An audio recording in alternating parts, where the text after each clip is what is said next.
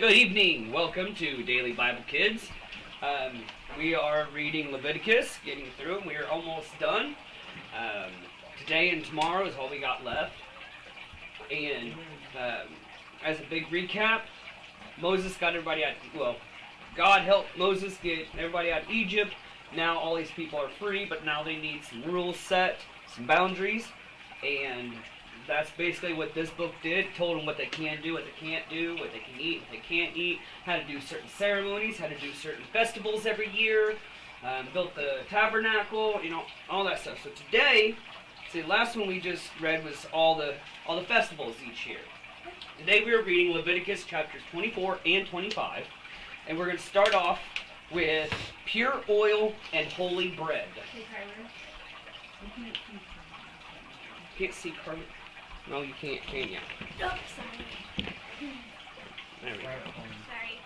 Sorry. No, you don't have to turn that way. I already got you set. You can sit normal. There you go. Yeah, I've already got it fixed. Alright. Pure oil and holy bread. 24. The Lord said to Moses, "Command the people of Israel to bring you pure oil of pressed olives for the light, to keep the lamps burning continually. This is the lampstand that stands in the tabernacle in front of the inner curtain that shields the ark of the covenant. Aaron must keep the lamps burning in the Lord's presence all night. This is a permanent law for you, and it must be observed from generation to generation. Aaron and the priests must tend the lamps on the pure gold lampstand continually in the Lord's presence. You must bake 12 loaves of bread from choice flour, using 4 quarts of flour for each loaf. Place the bread before the Lord on the pure gold table, and arrange the loaves in 2 rows, with 6 loaves in each row." Okay, so you've got 2 stacks of these flat breads, 6 each. Okay? Put some pure frankincense. Now, that's that incense that I've got in here. In that little cone thing. Yeah. No, you didn't like the other one. This one, I don't think you smell it yet. Put some pure frankincense near each row to serve as a representative offering, a special gift presented to the Lord. Every Sabbath day, this bread must be laid out before the Lord. The bread is to be received from the people of Israel as a requirement of the eternal covenant. The loaves of bread will belong to Aaron and his descendants, who must eat them in a sacred place, for they are most holy. It is the permanent right of the priests to claim this portion of the special gifts presented to the Lord. Now, here's an example of just punishment. Just equal, the right, like justice. Not just as in just this and just that, just punishment. So one day, a man who had an Israelite mother and an Egyptian father came out of his tent and got into a fight with one of the Israelite men. During the fight, the son of an Israelite woman blasphemed the name of the Lord with a curse. So the man was brought to Moses for judgment.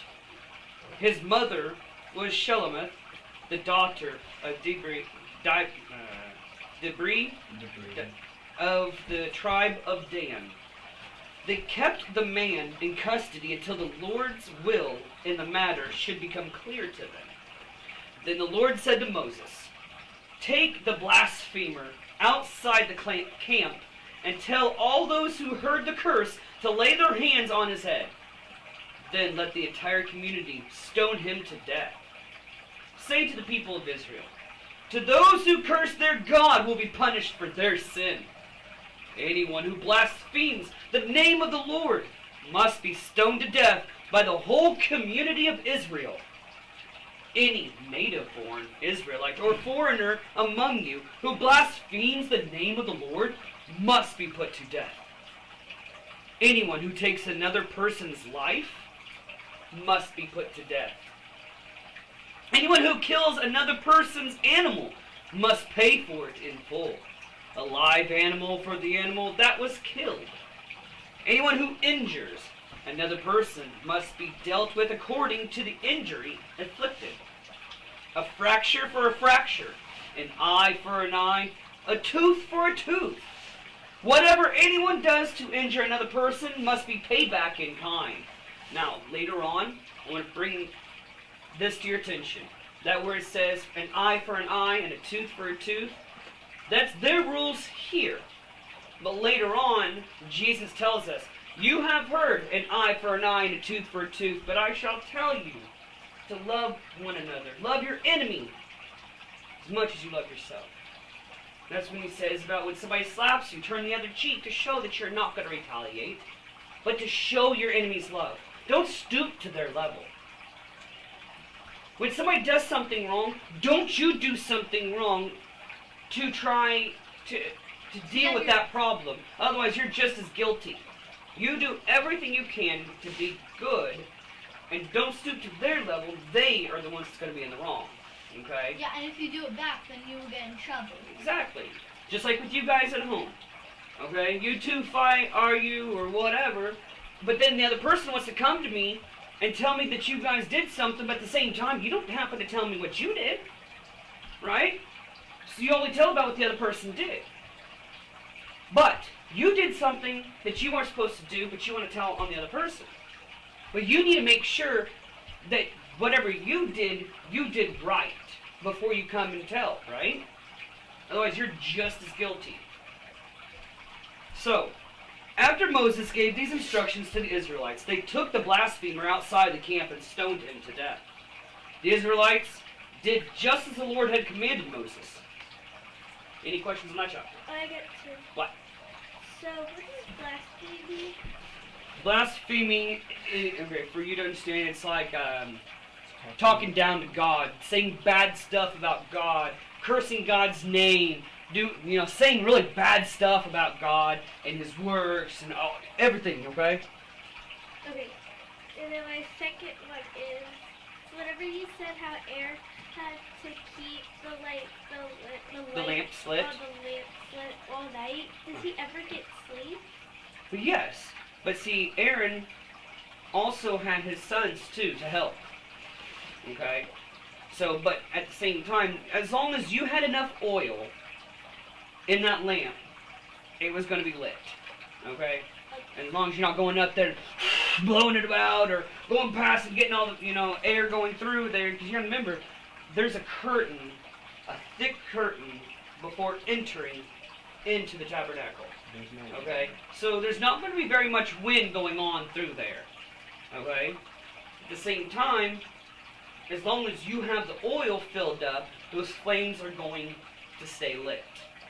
Okay? That's all they had to do is make sure that there was enough oil and it was lit all the time while God was there showing His presence. Okay? 25.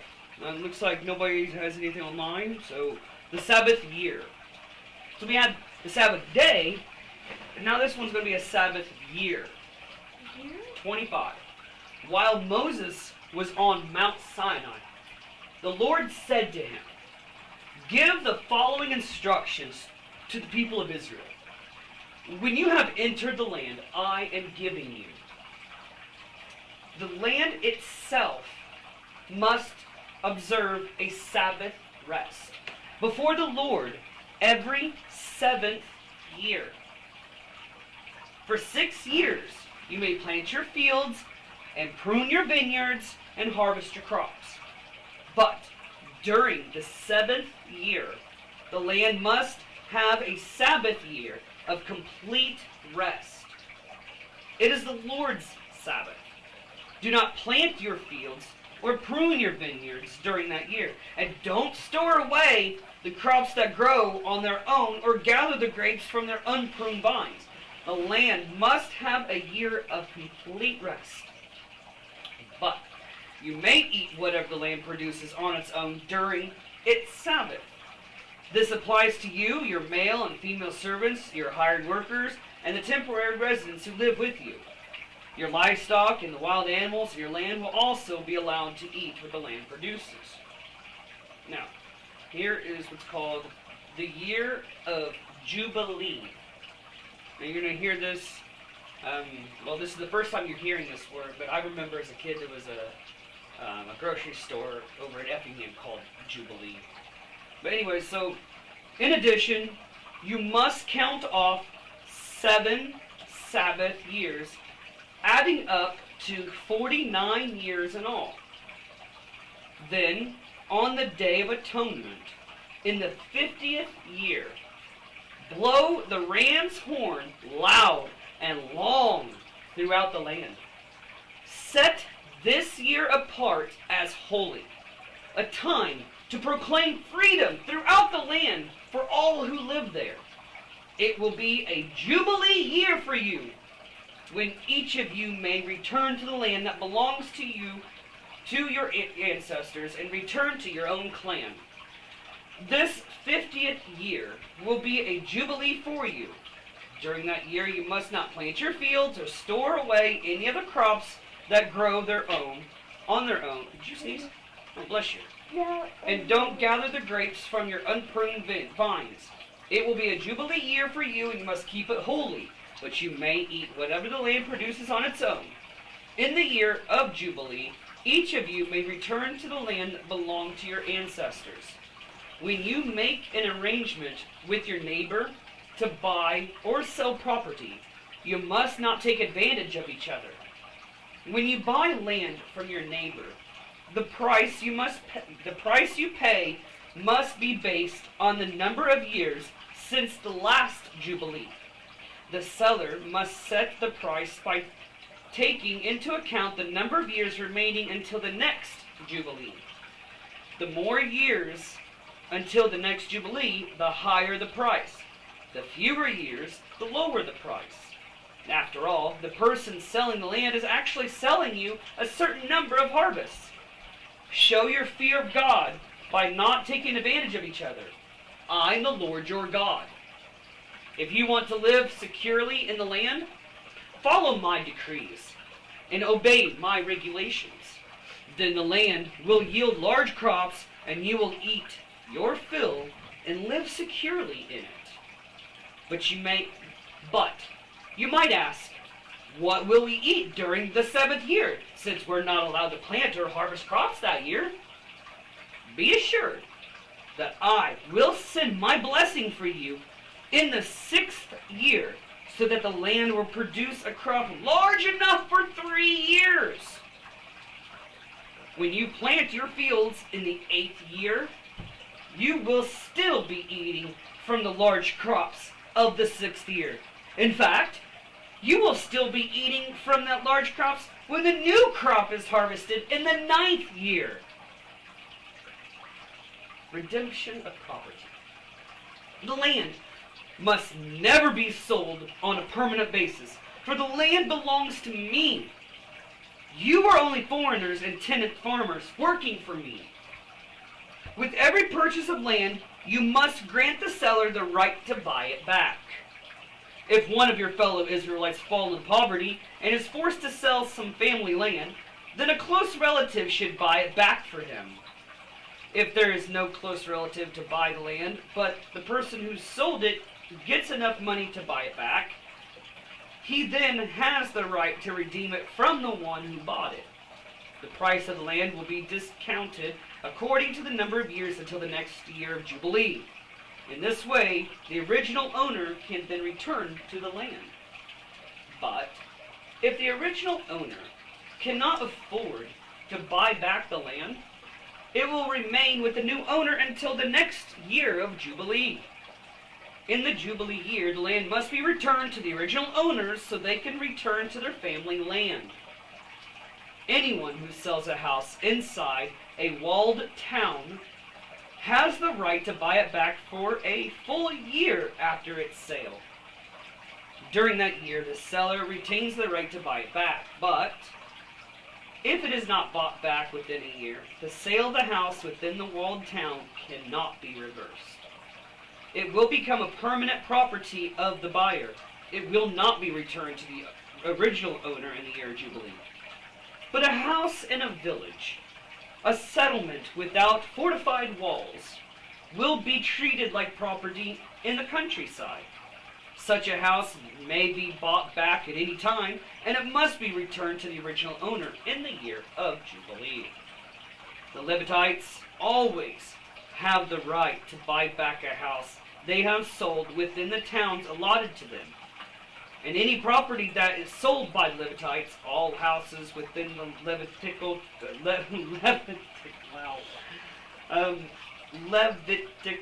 towns, right, must be returned in the year of Jubilee.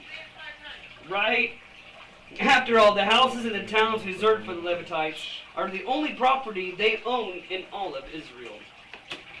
The open pasture land around the Levitical towns may be never sold. It is their permanent possession. Redemption of the poor and enslaved. If one of your fellow Israelites fall into poverty and cannot support himself, support him as you would a foreigner or a temporary resident, and allow him to live with you. Do not charge interest or make a profit at his expense. Instead, show your fear of God by letting him live with you as your relative. Remember, do not charge interest on money you lend him or make a profit on food you sell him. I am the Lord your God, who brought you out of the land of Egypt to give you the land of Canaan and to be your God. If one of your fellow Israelites fall in poverty and is forced to sell himself to you, do not treat him as a slave. Treat him instead as a hired worker or as a temporary resident who lives with you, and he will serve you only until the year of Jubilee. At that time, he and his children will no longer be obligated to you, and they will return to their clans and go back to the land originally allotted to their ancestors. The people of Israel are my servants, whom I brought up out of the land of Egypt, so they must never be sold as slaves. Show your fear of God by not treating them harshly. However, you may purchase male and female slaves from among the nations around you. You may also purchase the children of temporary residents who live among you, including those who have been born in your land.